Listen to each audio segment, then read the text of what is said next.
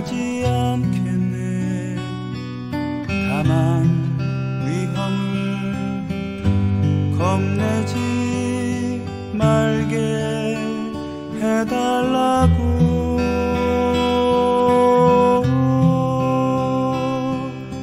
기도하겠네.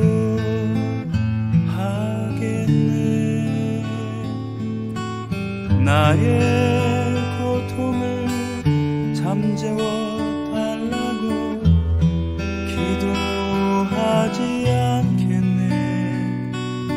다만 고통을 극복할 용기를 달라고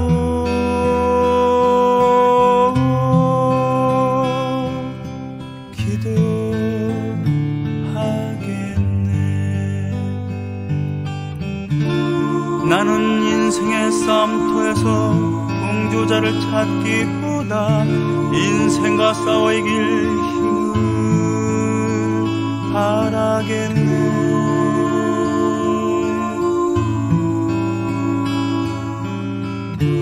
나는 두려움 속에서 구원을 열망하기보다 자유를 얻을 수 있는 인내를 바라겠네.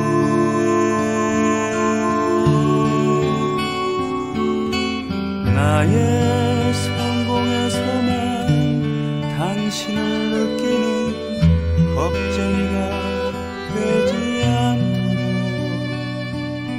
나의 실패에서도 당신의 손길을 느끼며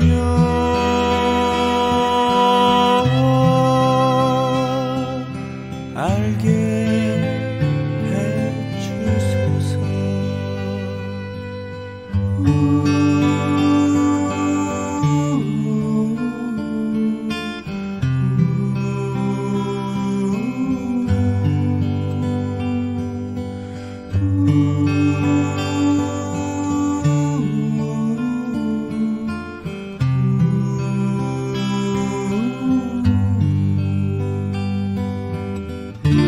나는 인생의 싸움터에서 동조자를 찾기보다 인생과 싸워 이길 힘을 바라겠네.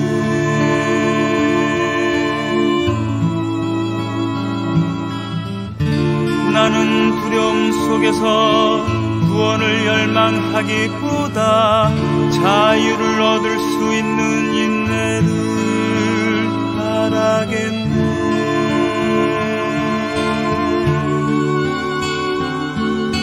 나의 성공에서만 당신을 느끼는 겁쟁이가 되지 않도록 나의 실패에서도 당신의 손길을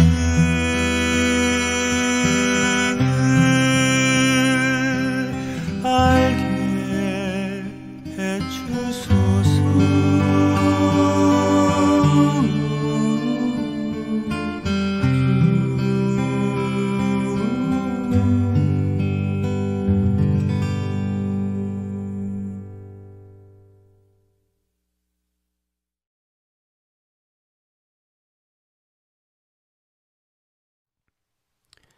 안녕하세요. 노래 만들고 부르는 사람 손병휘입니다. 반갑습니다. 예, 성남민예총에서 준비하는 문예 아카데미 음악편, 음악의 대한민국의 포크와 언더그라운드 저항음악 50년 이야기, 이런 주제로 벌써 오늘이 4회째인데요. 지난주에 예고 드린 것처럼 이번 주에는 한국 포크의 전성시대에 대해서 얘기를 할까 합니다. 1970년대 중반, 포크락으로 진화하거나 팝화되면서 대중가요 주류에 진입을 하게 됐었던, 그러나 그 영광은 너무도 짧았던 한국 포크의 전성시대, 그때를 대표하는 음악인들, 노래, 이런 얘기들을 오늘 나누겠습니다. 첫 번째는 이장희 선생에 대해서 얘기를 하겠어요. 이장희. 예. 이분은 조영남 씨 아시죠? 네. 조영남 씨가 대학 시절 하숙을 갔을 때 하숙집 주인 아들이었대요. 그 하숙집은 요즘에 그 고시원이나 이런 거랑 달라서 당시에 하숙집은 그 대강 이제 한옥의 형태가 많았고요. 서울시내 하숙집은. 그리고는 그 방 중에 그 하숙을 칠 만한 방에 학생들이 이제 깃들여 살고 밥을 주죠. 예, 숙식을 제공하는 겁니다. 그러면은 이제 친구들도 많이 왔다 갔다 하고 그러거든요. 야박하게 친구들 왔다고 밥을 안 주거나 친구들 와서 자는 거 돈 받거나 그러지는 않았거든요. 같이 저 어렵게 사는 처지에 그런 너나들이는 자연스러웠던 그런 거였다고 합니다. 그러고 보니까 저 어렸을 때는 친구 집에서 자고 오기도 하고 그런 게 좀 흔했는데 요즘에는 친구 집에서 자고 온다는 것은 별로 이렇게 흔하게 볼 수 있는 게 아니라 자고 올 친구한테도 또 부모님한테도 꼭 허락을 받아야 되는 그런 일이 있었죠. 네, 되어버렸죠. 아무튼 하숙집도 물론 하숙집 주인은 돈을 벌려고 하는 거긴 하지만 그래도 뭐라 그러나 어렵게 와서 공부를 하려고 하는 학생들 좀 봐주는 것도 있었고 또 챙겨주려 하는 마음 또 다른 하숙집에서 와서 그 친구들이 와서 밥을 먹는다 하더라도 잠을 잔다 하더라도 야박하게 굴진 않았던 그런 시대였다고 하는데 아무튼요 이 하숙집의 주인 아들이 이장희였고 하숙생 중에 조영남 씨가 있었던 겁니다. 그러니 조영남 씨 뭐 가수로 제대로 데뷔하기 전이었겠죠. 예. 데뷔를 했을지도 모르겠는데 아무튼 다 그나물의 그 밥이라고 음악을 하는 그런 어울려 다니는 그런 학생들이 왔다 갔다 했을 거 아닙니까? 그런 영향을 받았겠죠. 예. 이장희 씨는 좀 천재과였던 것 같아요. 바짝 공부를 열심히 해서 성적을 크게 올려서 연세대학교 생물학과에 진학을 했다고 하죠. 그리고서는 이 전공 공부보다는 음악을 하거나 또 음악을 하는 사람들을 이렇게 어울려 지내거나 그랬었다는데 조영남 씨 회상에 따르면 제가 가수를 할 거라는 건 생각도 못했다 하는 거죠. 노래를 못했다고 한다는 겁니다. 그런데 아무튼 이장희 씨는 뭐라 그러나요? 처음부터 음악을 하는 건 아니었지만 예를 들자면은 그때 음악다방 이런 곳에서 그 중저음의 목소리로 영어로 된 시를 낭송을 하면 그렇게 사람들이 여학생들이 좋아했다고 하죠. 실제로 이장희 씨는 DJ로도 나중에 맹활약을 하게 되는데 이분은 곡을 그 엽서로 오는 지난주에 말씀을 드렸을 때 그땐 DJ들이 참 많았다고 했었죠. 방송국도 DJ가 사연을 읽어주기도 하고 그 사연에 뽑히기 위해서는 한 열흘 정도 텀을 두고 미리 사연을 올리고 신청곡도 올리고 그랬었잖아요. 그런 만큼 그 당시 젊은이들의 생생한 언어들이 엽선에 있었던 것이죠. 이장희 선생은 바로 그 생생한 언어를 가사로 즐겨 썼다고 합니다. 예. 일단은 이장희 씨의 노래 중에 그런 말맛이 잘 살아있다고 저 생각하는 자정이 훨씬 넘었네. 들어보겠습니다.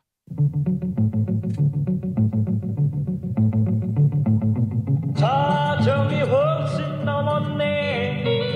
그때여 지금은 보세요. 그때 통행금지가 있었기 때문에 자정이 넘었다는 것은 보통 심각한 일이 아니었거든요. 친구한테 얘기하듯이 그 당시에 일상어로 이렇게 가사를 쓴 거였죠. 그런 것처럼 그건 너란 노래도 있거든요. 이장희 씨가 그 활동을 할 때 지난주에 잠깐 말씀드렸습니다만 전문 세션 집단을 만들었어요. 고용을 했죠. 그러니까 정확히 얘기하면 자신의 백밴드를 만들었는데 그 백밴드가 나중에 전문 세션 집단이 됐어요. 그게 동방의 빛이라는 그런 밴드였는데 기타의 강근식, 드럼의 배수연, 베이스 기타의 조원익, 뭐 이런 분들, 그리고 아마 건반에 이호준 씨. 이호준 씨는 80년대 조용필과 위대한 탄생에서 건반을 연주했었고 친구여 등의 그런 역작을 만들기도 했었던 뮤지션이죠.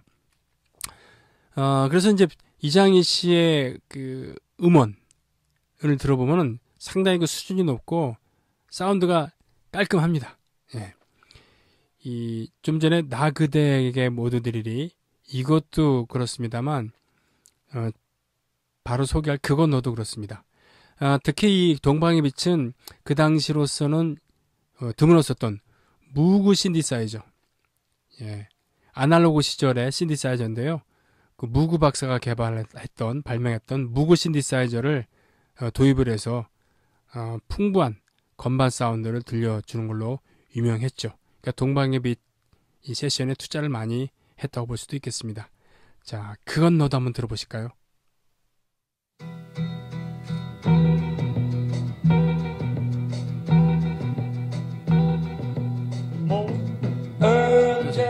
이것도 역시 일기를 쓰는 것처럼 일상어로 이렇게 되었죠.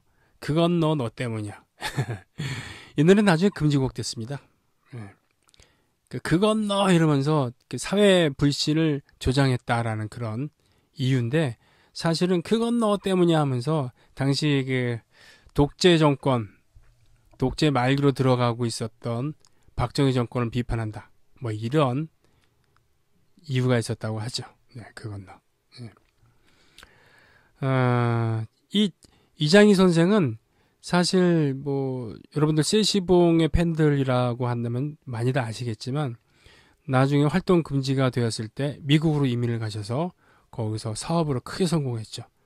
라디오 코리아라는 그런 한인 방송국을 세웠는데 특히 1990년대 초에 LA 폭동 때 바로 이 방송국이 사령탑 구실도 하고 이것저것 뭐 알림이 구실도 하고 그러면서 동포사회에서 큰 신뢰를 주었다고 하죠.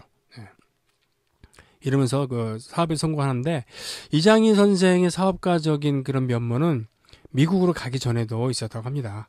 그 명동 한복판에 반도라는 이름을 가진 그런 의류점을 이렇게 경영하면서 사업 수완을 발휘하기도 하고 또 당시로서는 이제 드물게 콧수염을 기른다거나 또는 오토바이를 타고 다닌다거나 청자켓, 청바지를 입고 수염을 기르고 그리고 오토바이를 몰고 다니는 등 뭔가 개성이 좀 뚜렷한 그런 면이 있었죠.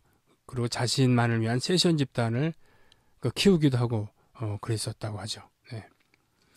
이분의 노래 중에 상당히 무드가 있는 그런 곡. 맞아요. 나 그대에게 모두 드리리를 아직 들려드리지 않았구나. 예. 나 그대에게 모두 드리리를 지금 들려드리겠습니다. 첫 번째로 나눴던 곡은 자정이 훨씬 넘었네. 그리고 두 번째는 그건 너. 지금 함께 나눌 곡은 나 그대에게 모두 드리리입니다. 그댈 위해서라면 나는 못할 게 없네. 어떠세요? 그대 위해서라면 나는 못할 게 없네. 무드 있죠. 네. 이장희 선생은 바로 그 대마초 파동으로 활동 정지당한 다음에 그럼 미국으로 이제 떠나게 되죠. 미국으로 떠나기 전에 평소에 잘 알고 지내던 기타리스트에게 이런 얘기를 하죠. 난 네가 뜨는 모습을 보고 싶다. 그러면서 곡을 줍니다. 그 후배 기타리스트가 최고의 그런 연주자들만 구성을 해서 밴드를 만들죠. 그리고 바로 이장희 선생이 준 곡을 녹음을 합니다. 그게 바로 장미 한 송이 이런 노래 또 한동안 뜸했었지 그렇습니다. 바로 위대한 밴드 사랑과 평화의 산파역을 했던 것이죠. 그리고 그에게 곡을 받은 후배 기타리스트는 무려 최이철 선생입니다. 우리나라의 기타 영웅들 얘기를 할 때 최이철 선생은 절대로 빼서는 안 되는 그런 위대한 분이죠. 한편 미국 가서도 볼리비아에서 오래 살다가 우리나라에서 데뷔를 하게 된 그런 신인 가수에게 곡을 줍니다. 임병수 씨죠. 사랑이란 말은 너무너무 흔해. 네, 이런 노래가 바로 이장희 씨의 노래고 또 임병수 씨의 성공에 큰 역할을 하게 되기도 합니다. 네. 뭐 아까 말씀드렸다시피 미국에서 사업으로도 크게 성공을 하고 왕년의 동료들이 미국에 공연을 가거나 그럴 때는 또 이렇게 챙겨서 같이 여행을 가기도 하고 그랬었죠. 뭐 또 아시다시피 우리나라에 와서 다시 활동을 하기도 하고 울릉도에 저택을 소유하고 있는 또 공연장도 갖고 있는 그런 멋진 좀 글로벌한 그런 형태의 그런 활동을 하기도 하고 했지만 결국은 우리나라의 외진곳이라고 하면 외진곳이라고 할 수 있는 울릉도에 터전을 잡은 참 특이한 분이기도 합니다. 예. 그것도 이제 재력이 있으니까 가능한 얘기기도 합니다만 아무튼 이장희 선생 오늘 이야기를 좀 많이 했죠. 자, 저도 이장희 선생의 노래 한 곡을 하겠습니다. 제가 좋아하는 노래 중에 한 잔의 추억 함께 나누시죠. 여러분들도 같이 불러주세요.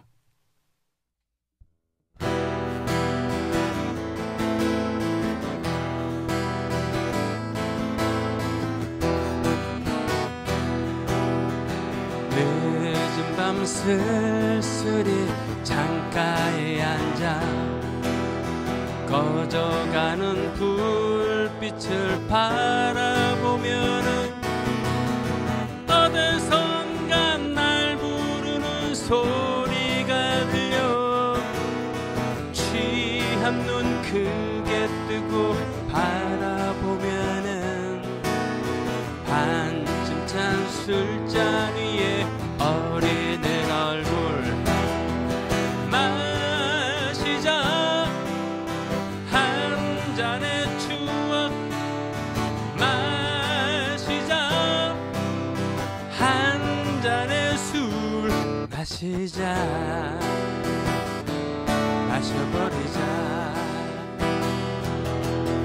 기나긴 겨울밤을 함께 지내며 소리 없는 흐느낌을 서로 달래며 마주치는 술자리에 흐르던 사연 흔들리는 불빛 위에 어리는 모습 그리운 그 얼굴을 술잔에 담네 마시자 한 잔의 추억 마시자 한 잔의 술 마시자 마셔버리자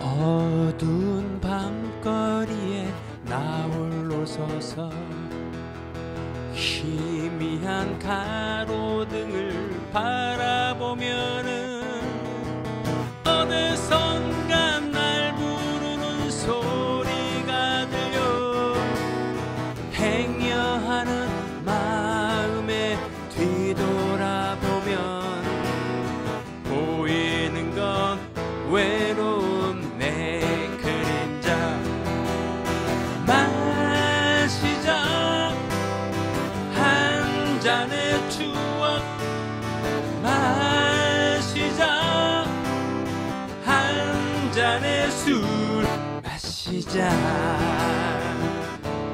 마셔버리자 마시자 한 잔의 추억 마시자 마시자 마셔버리자 마시자 마셔버리자 마시자 마셔버리자 마시자 마셔버리자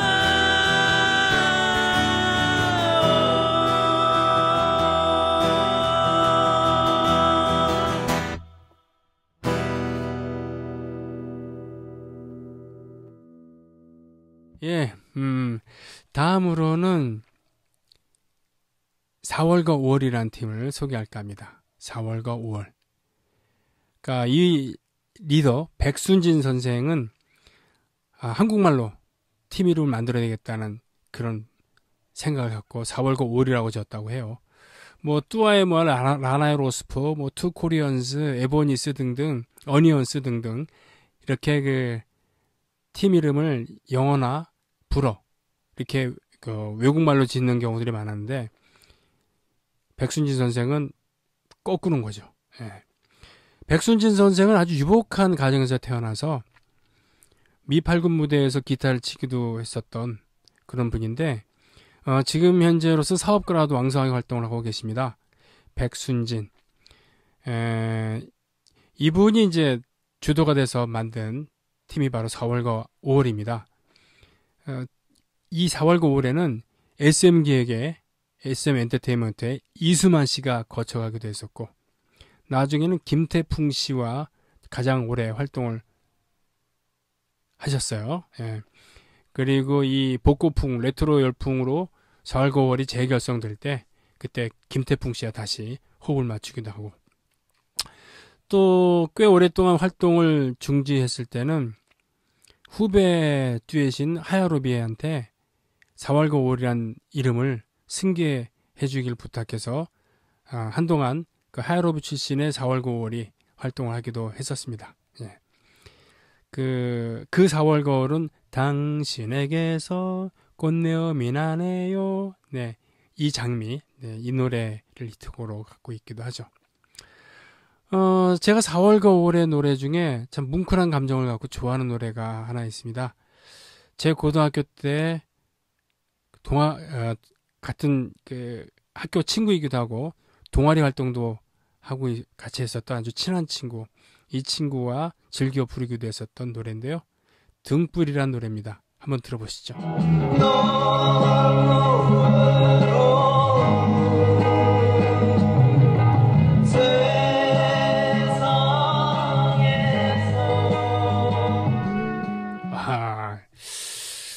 뭉클해요. 저 뭉클합니다. 아유, 이 친구한테 연락을 해서 그래요. 팬데믹 상황이 끝나면은 마스크 벗고서 이 노래를 또 술 한잔 하면서 부를 수 있는 그런 기회를 만들어야 되겠습니다. 준영아. 이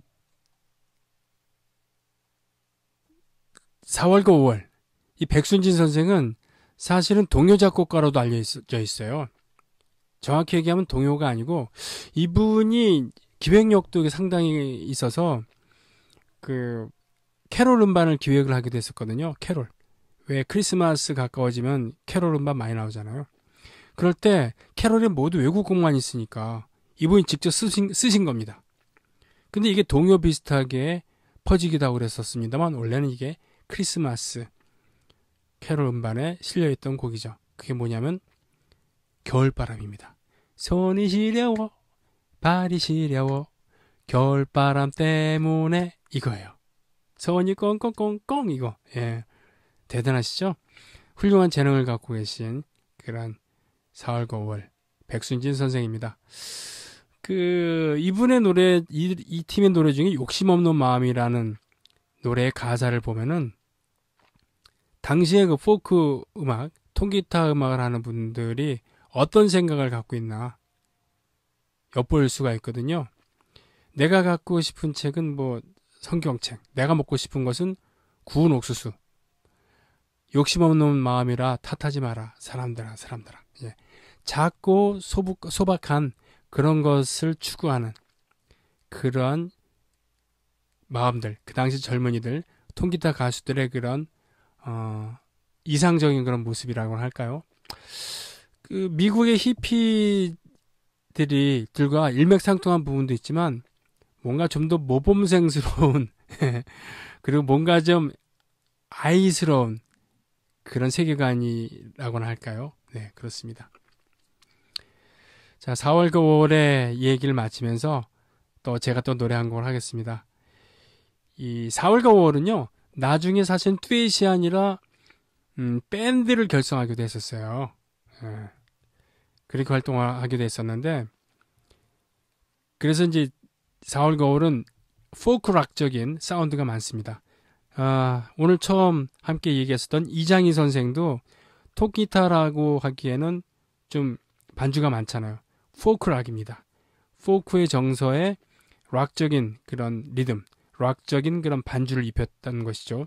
4월과 5월도 마찬가지입니다. 예, 바로 다음 노래 화라는 노래인데요. 이 노래 원곡을 들어보시면은 정말 심플한 깔끔한 그런 포크락을 들으실 수 있어요. 이 화는 사실 사람 이름입니다. 정확히 얘기하면 영화의 화예요. 사람 이름인데 제 기억이 맞다고 한다면 이 영화라는 이름은 당시에 백순진 선생이 사귀고 있었던 그런 여친이었고 나중에 결혼을 하게 됩니다. 그러니까 철민이를 민 이렇게 부르는 것처럼 당시에는 그 이름 끝자를 부르는 유행이 있었는데 그렇게 해서 화라는 여자에 대해서 그 노래를 부른 것이죠. 여기 보면은 오늘도 젖은 집단 태우듯 또 하루를 보냈다. 와, 이런 표현. 젖은 집단 태우는 게 얼마나 어렵습니까? 힘듭니까? 그렇게 하루를 보냈다는 것. 화 이대로 헤어질 수는 없다. 화가 이 세상 끝에 있다면 끝까지 따르리. 그래도 안 되면 화 안 된다. 떠나지 마. 예, 절절한 사랑의 느낌이 있죠? 화 함께 나누겠습니다.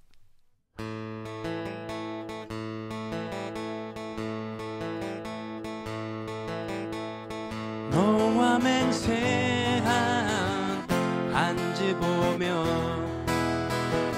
반지같이 동그란 너의 얼굴 그리며 오늘도 젖은 집단 태우듯 또 하루를 보냈다. 오늘도 젖은 집단 태우듯 너와 맹세한 반지 보며 반지같이 동그란 너의 얼굴 그리며 오늘도 애태우며 또 너를 생각했다. 오늘도 애태우며 이대로 헤어질 순 없다. 화가 이 세상 끝에 있다면 끝까지 따르리. 그래도 안 되면 화 안 된다. 떠나지 마.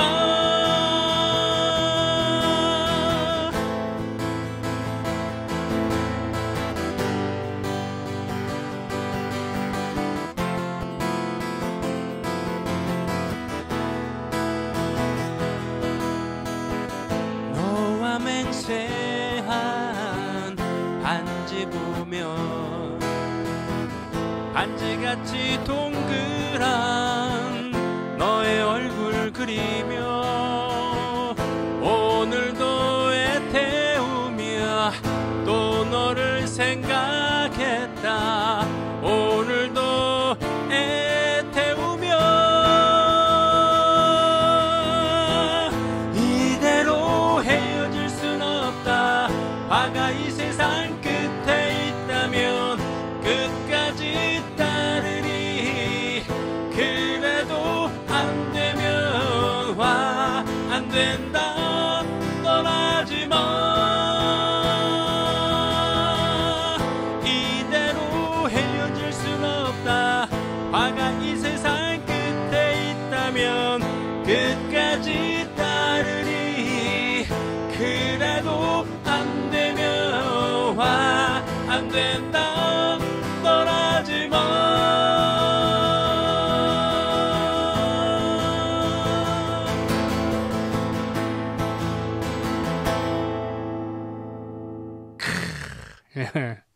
좋죠. 네.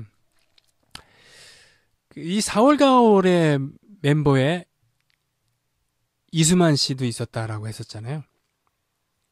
그런데 사실은 4월 가을을 거쳐갔던 분 중에 또 위대한 포크 음악인 싱어송라이터가 한 분 계십니다. 그분이 누구냐 하면은 바로 고 김정호 선생이죠. 고 김정호. 이분의 곡은 거의 모든 곡이 명곡입니다. 전 그렇게 생각해요. 뭐 이분이 쓴 곡이 한 40몇 곡이 레코딩돼서 녹음돼서 남아있다고 하는데 흠잡을 만한 노래가 거의 없어요. 정말 좋은 노래입니다. 일단 이분이 쓴 노래는 아닙니다만 이분이 어떤 감성을 가진 가수였는가를 증명할 만한 그런 곡을 한 곡 들어보겠습니다. 얼마나 기다리다 꽃이 됐나. 노래 잘 아시는지요? 맹인 가수 이용복 선생이 부르기도 했었던 바로 달맞이 꽃입니다. 느끼셨는지 모르지만 김종호 선생의 목소리에는 그 한이라고 보통 얘기를 하잖아요. 정한, 한. 한국인들의 가슴 밑바닥에 있는 그 한의 목소리, 한의 정서가 있습니다. 사실 김종호 선생의 외할아버지는 박동실 명창. 예, 명창이신데 이분이 이제 왜 잘 알려져 있지 않았냐면은 북한으로 가셔서 그렇습니다. 한국 전쟁의 와중에 북한으로 가셔서 활동을 하셨기 때문에 우리 남한에서는 좀 금기시되었던 이름이었죠. 그리고 김정호 선생의 어머니는 여성 국국을 하셨다고 해요. 여성 국국이 뭐냐면 마치 일본의 다카라즈카 극단처럼 모두 여자들이 나와서 배역을 정해서 하는 그런 한국적인 스타일의 뮤지컬이라고 생각하시면 돼요.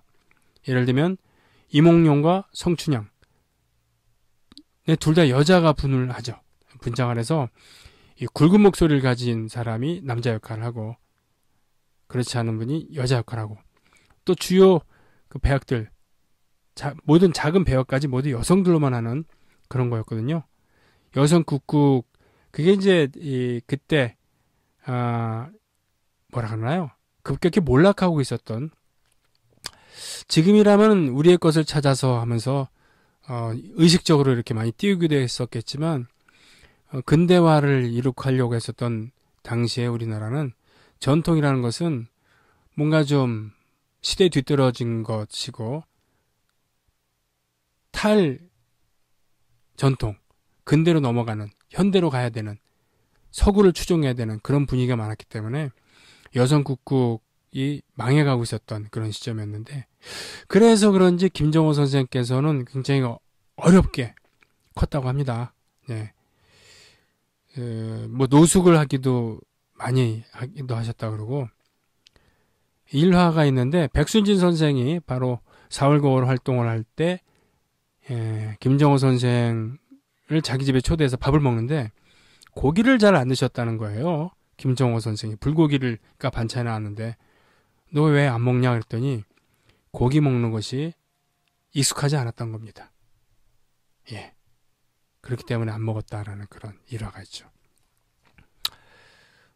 결국은 젊었을 때 그런 성장기에 제대로 건강 관리를 제대로 못해서 그런지 모르지만 김정호 선생은 30대 초반의 나이에 폐결핵으로 타결을 하게 됩니다. 폐결핵으로. 그때 발표됐던 노래가 나중에 김수희 씨가 불러서 유명하게 된 님. 네. 간다 이 노래요. 예.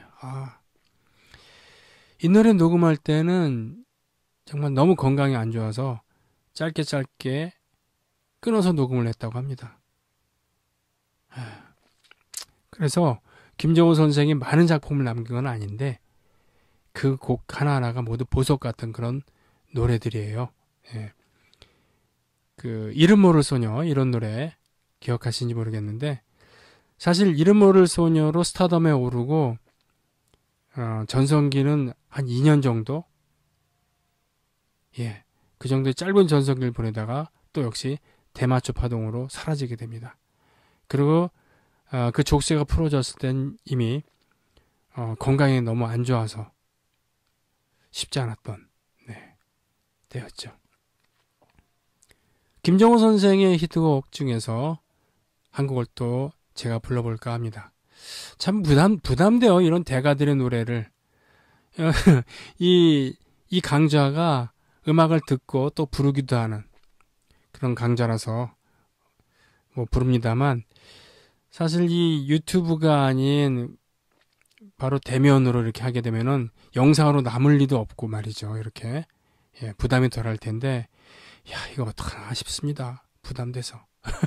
아무튼요, 여러분 하얀 나비라는 노래 기억하시죠? 함께 불러보시죠.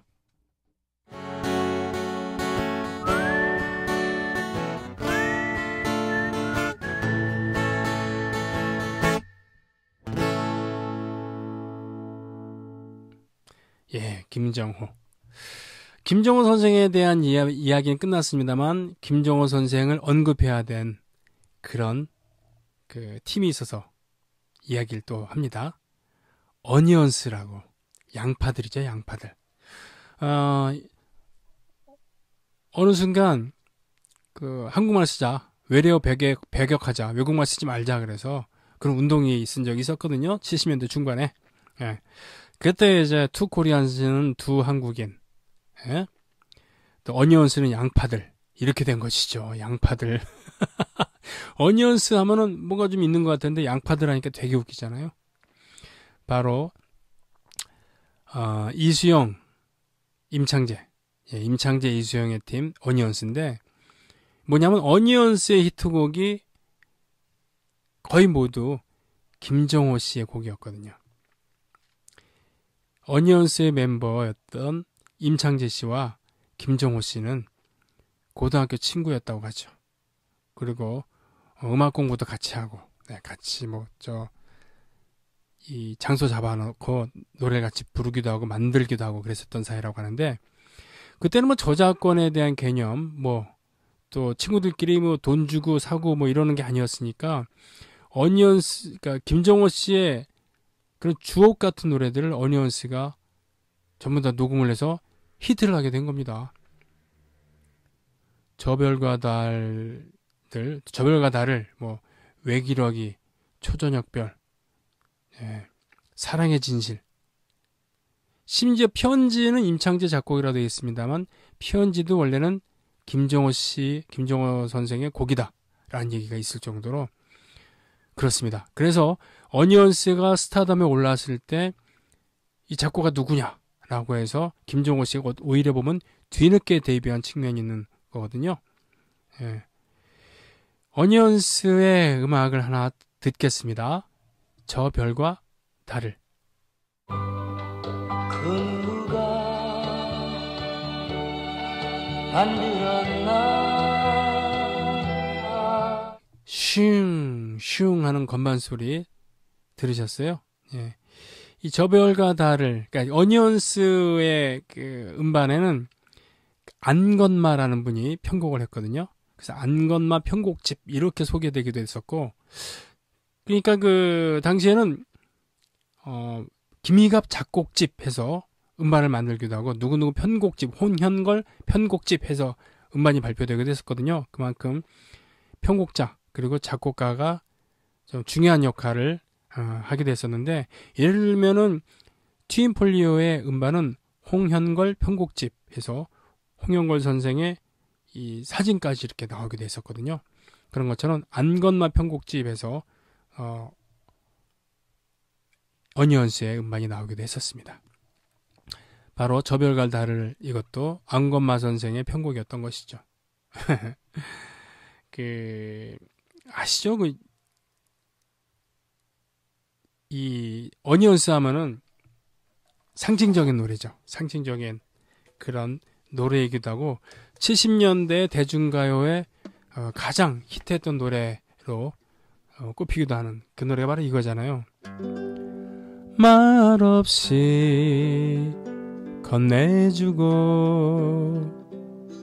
달아난 차가운 손 가슴 속 울려주는 눈물 젖은 편지. 네, 바로 편지, 피온지. 그만큼 어니언스의 인기는 참 높았었다고 하지요. 예. 이 어니언스의 노래 중에 또 김정호 선생의 작곡했던 그런 노래 부르면서 또 어니언스 이야기를 이쯤에서 정리를 하겠습니다. 예, 사랑의 진실이라는 곡인데요. 사랑의 진실 함께 하시죠.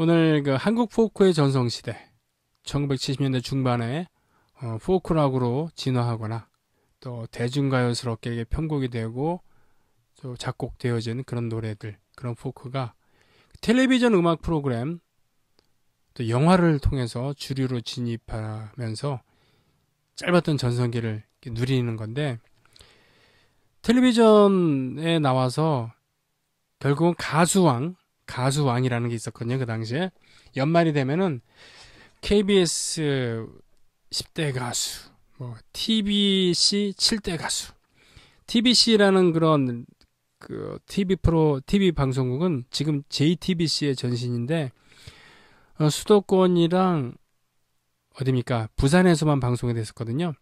근데 채널이 7번이었어요. 아날로그 시대. 그래서 7대 가수였는데, 아무튼 가수왕 타이틀을 거머쥐기도 했었던 분이 바로 김세환 씨거든요. 김세환. 이분은 제가 봤을 때는 가장 운 좋게 가수가 되고 가장 운 좋게 가수왕까지 된 그런 분이라고 생각을 합니다. 그게 어떻게 된 거냐면, 우리가 1회 때 윤영주 선생 얘기를 했잖아요. 윤영주 씨. 윤영주 씨가 연세대 의대 출신이어서 의대생이었는데 공부는 안 하고 트윈프리 활동하고 그러니까 그 학교에서 이제 수료를 못 하게 되죠. 윤영주 씨의 육촌형이 사실은 고 윤동주 시인입니다. 윤동주 시인. 그리고 윤영주 선생의 아버지께서 바로 그 마루타로 사망하게 된 그런 윤동주 시인의 유고를 받아온, 예, 한국으로 송환한 그런 분이기도 한데, 이 윤영주 씨의 아버지가 사실은 아마 연세대학교 교수였을 거예요. 그래서 힘을 써서 이러저렇게 해서 결국 경희대 의대로 편입을 하게 되는데, 물론 그때는 이제 트윈프리 활동도 중지하고 뭐 그랬습니다. 그래서 송창식 씨는 그때 홀로서기를 해서 솔로로 독립을 하게 되는 건데, 이때 경희대 가서도 윤영주 씨가 결국 공부를 마치지 못하고 경희대 갔을 때 또 음악 파트너를 만나게 됩니다. 후배 중에 바로 김세환 씨가 있었던 거예요. 그래서 어울려서 듀엣 활동도 하기도 하고 그랬었는데, 그래서 세시봉 보면은 조용남, 윤영주, 송창식, 그리고 김세환이 나오잖아요. 근데 김세환 씨에게 윤영주 씨는 곡을 이렇게 준 거예요. 너 불러봐라. 그렇게 해서 이제 사랑하는 마음도 그렇고, 좋은 걸 어떻게, 길가에 앉아서 좋은 걸 어떻게, 그녀가 좋은 걸, 그리고 길가에 앉아서 가방을 둘러맨 그 어깨가 아름다워, 이런 밝고 명랑하고 건전한 노래들. 김세환 씨는 귀공자풍의 외모, 그리고 원래도 귀티나게 자랐거든요. 그리고 편안한 목소리, 그리고 동네 오빠, 교회 오빠 같은 이미지로 인기가 그렇게 높았다고 해요. 그래서 최초로 오빠 부대를 몰고 다닌 분이 바로 김세환 씨라고 하죠. 그러니까 자기가 힘들어서 곡을 쓴 것도 아니고 작곡가 선생에게 쫓아다니면서 곡 좀 달라고 그야말로 작곡 사무실에서 뭐 물심부름하고 뭐 청소하고 밥심부름하면서 인고의 세월을 보낸 게 아니라 선배 잘 만나갖고 어떻게 보면 가수가 되고 가수왕까지 된 그런 분이셨죠. 예. 김세환 씨의 노래 중에 많이 이렇게 알려져 있지는 않습니다만 좀 분위기 있는 노래가 하나 있어요. 김세환 씨의 노래들은 많이 아시잖아요. 그래서 좀 저는 다른 풍의 노래를 소개해 드릴까 합니다. 예, 비라는 노래 들어보시죠. 한박젖은 머리에 드럼 소리가 인상적이죠. 두두두두두두두 터터터터 하는 좀 투박한 소리인데 사운드로 얘기를 하자면 이 당시 1970년대 초중반의 그런 사운드를 들어보면은 베이스 기타 소리가 많이 강조가 되는데 그 이유가 뭐냐면은 대고라고 하죠. 큰 북. 드럼 세트 보면은 이제 발로 이렇게 소리를 내는, 그러니까 발로 이제 페달을 누르면은 바로 그 페달을 통해서 햄머로 쳐갖고 소리를 내는 큰 북 있잖아요.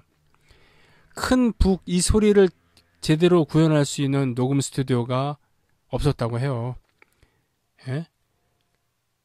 그만큼 녹음 기술이 열악했었다고 하는데, 그래서 이 대고라고 하는데 그 큰 북 소리 대신 베이스 소리를 좀 강조를 해서 녹음을 했었다고 합니다. 이 비라는 노래도 잘 들어보시면 대고 소리가 아니라 이 탐탐이라고 해갖고는 위에서 이렇게 치는 북 있잖아요. 그 소리가 강조가 되어 있습니다. 예. 김세환 씨. 뭐 여러분들도 많이 아시는 얘기지만 김세환 씨는 또 만능 스포츠맨이기도 하죠. 예. 뭐 스킨스쿠버, 또 수상스키, 그리고 MTV 산악자전거를 우리나라에 처음으로 소개한 분이 김세환 씨라고 하죠. 미국으로 공연을 가셨다가 MTV를 보고서 야 이거 신기하다 라고 해서 그거를 이제 분해해서 비행기 싣고 와서 우리나라에 처음 소개했었다라고 하는 그런 분이시죠. 예. 농담을 참 잘하세요. 유머 감각이 있어서, 그러니까 이 선배들, 형들이 좀 심각한 분위기가 그것이 송창식이 됐든 윤영주가 됐든 뭐 또 조영남이 됐든 뭐 등등 형들이 좀 심각한 분위기가 있다 그러면은 우스갯소리로 분위기를 풀기도 하고 그랬던 분이라고 하죠. 세상에 참 팔자편한 그런 가수 중에 한 분이 아닌가 그런 생각이 듭니다. 이분의 대표곡 중에 하나, 역시 이것도 윤영주 씨가 만들었을 텐데요. 사랑하는 마음, 이 노래 우리 같이 한번 불러볼까요? 김세환 씨까지 얘기했고요. 자, 오늘 마지막 순서 송창식 선생에 대해서 얘기를 할게요. 송창식, 김민기, 그리고 신중현. 2회 강좌 때 김민기, 3회 때 신중현 선생 얘기를 많이 했잖아요. 송창식 선생이야말로 이분도 몇 번에 걸쳐서 이야기를 해도 모자랄 만큼 대단한 분입니다. 뭐 이 얘기를 좀 드린 적이 있었죠. 송창식 씨는 좀 뭐라 그러나 좀 출생에 좀 이렇게 기구한 면도 있고 뭐 그건 다 뭐 아시는 뭐 이야기일 텐데요.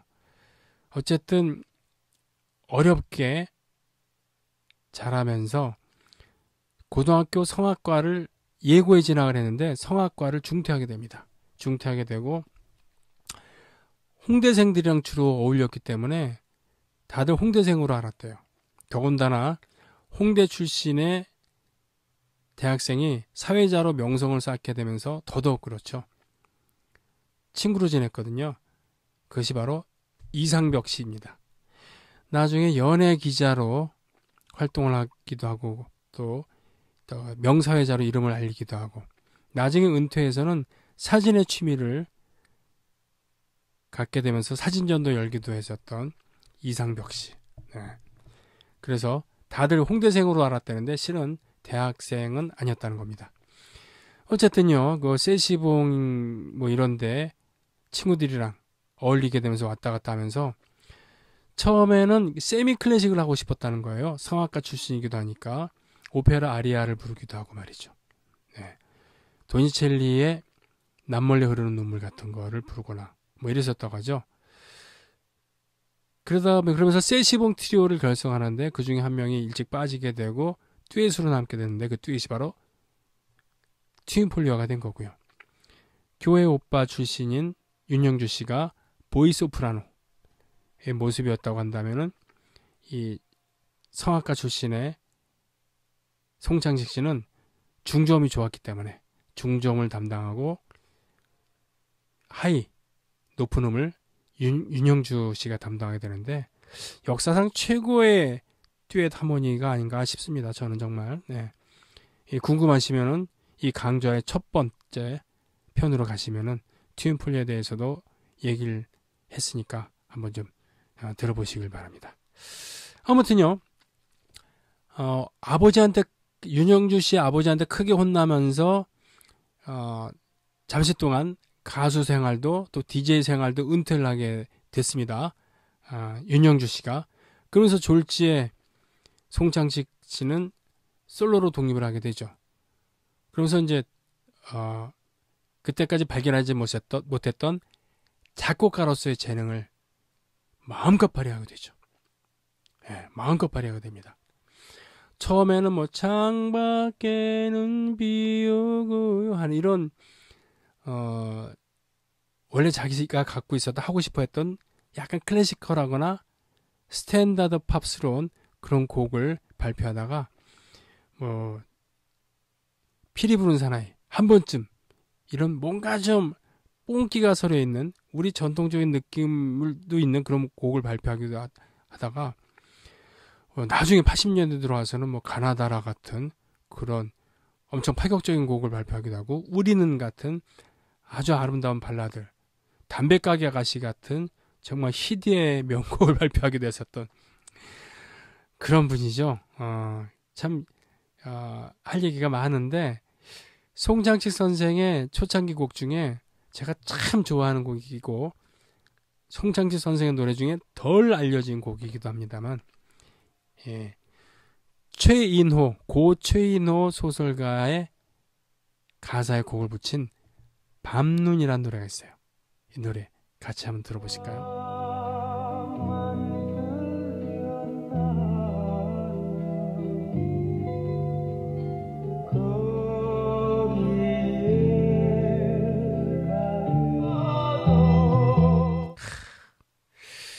전곡을 들으면 좋겠지만 그래요. 예. 저작권의 문제가 있으니까 다들 1분 내외로 듣습니다. 네, 1분 내로 들어요. 네, 밤눈. 송창식 선생의 그 회고에 따르면 당시에 그러니까 최인호 선생의 인기는 정말 대단했었죠. 1945년생이기 때문에 송창식 윤영주 송창식 씨의 2년 선배예요. 예.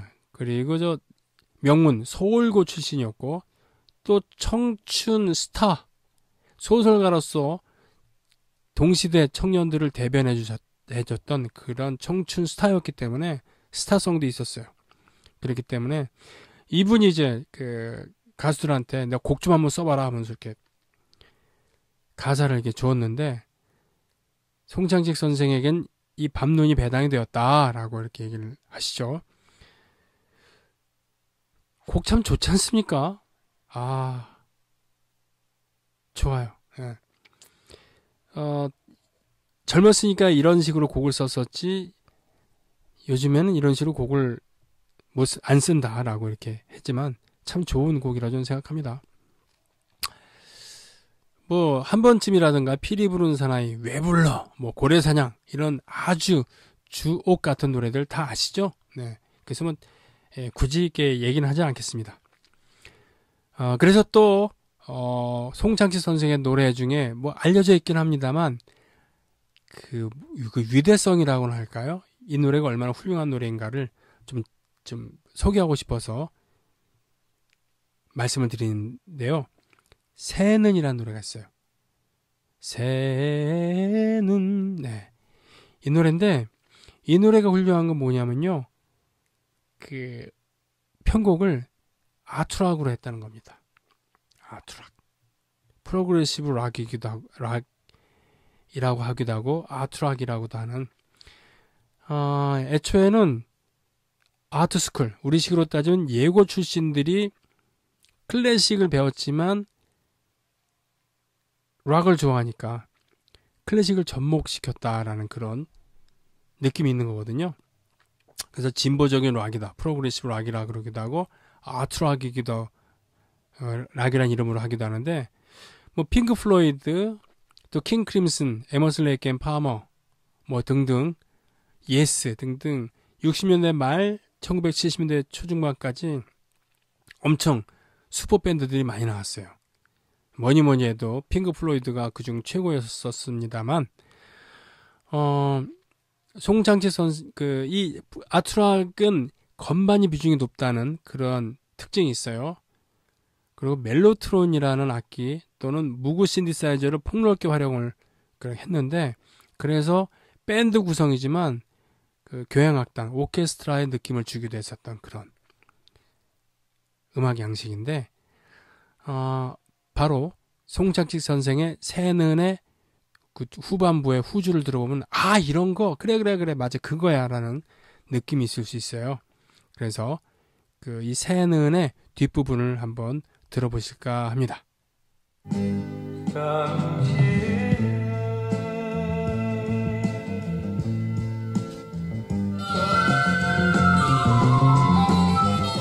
깜짝 놀라면서 이렇게 훌륭한 곡이었구나 라고 느끼셨으면 좋겠습니다.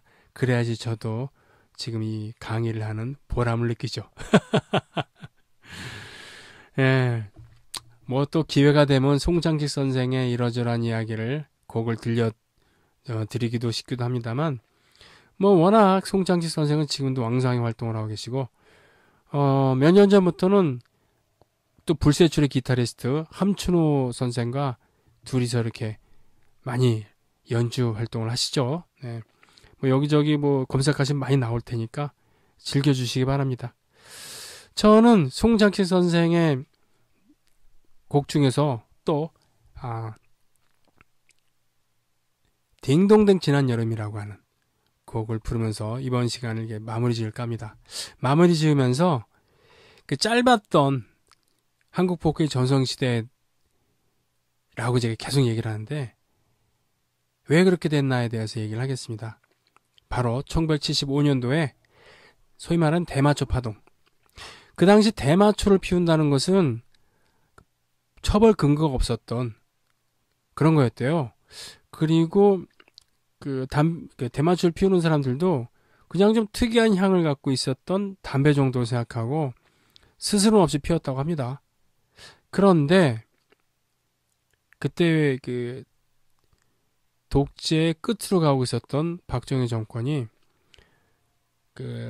뭐라 그러나 사회 분위기를 좀 다 잡아야 되겠다는 그런 취지에서 예를 들면은 외국어 쓰지 마라. 그래서 국어 순화 운동도 하고 또 학도 호국단 뭐 창설하고 해서 이렇게 이 병영화를 교정의 병영화를 이룩하기도 하고 그랬습니다만 또한 뭔가 좀 노골적으로 반항하는 건 아니지만 뭔가 삐딱선, 장발, 그래서 장발 단속도 하고요. 또 민스커트, 줄 자갖고 다니면서 허벅지, 무릎 위로 몇 센치까지인가 그걸 재는 장면이 또 외설스러운데 아무튼 민스커트 단속도 하고 그러면서 바로 뭔가 좀 반항 기조가 있었던 삐딱선을 타고 있는 것 같은 이런 통기타 가수들 그 락 밴드들에게 철퇴를 가하게 됩니다. 바로 대마초를 피웠다는 것을 구실로 해서 잡아들이고 징역을 살기도 하고 그렇습니다. 그래서 보면은 이장희 씨 대마초 걸렸어요. 그리고 김정호 씨 걸렸어요.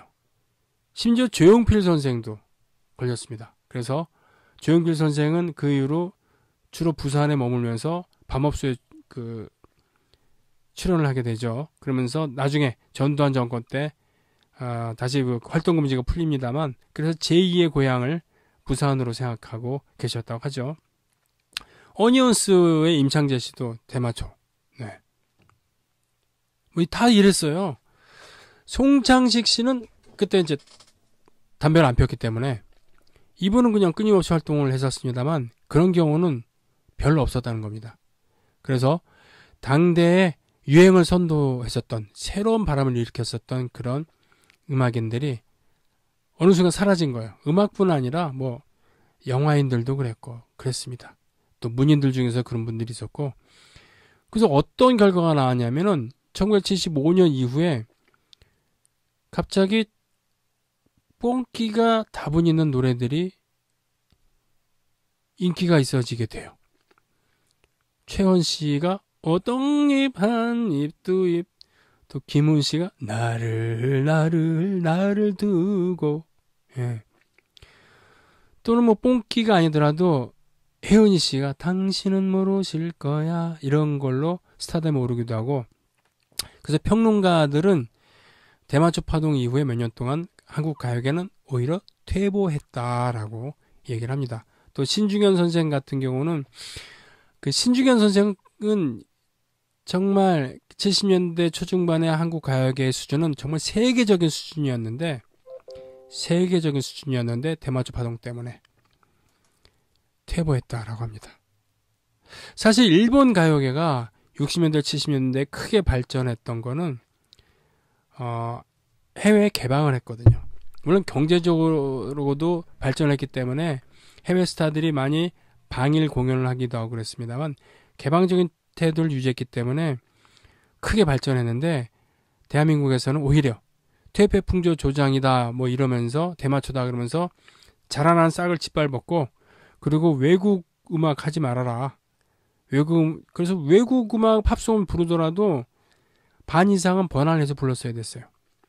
그런 식이었으니까 물론 돈이 없어서 부르기도 힘들었었습니다만, 그래도 경제 성장을 우리나라도 했었기 때문에 내한 공연을 많이 그렇게 하면은 눈앞에서 보니까 그런 새로운 음악들을 흡수할 수 있잖아요.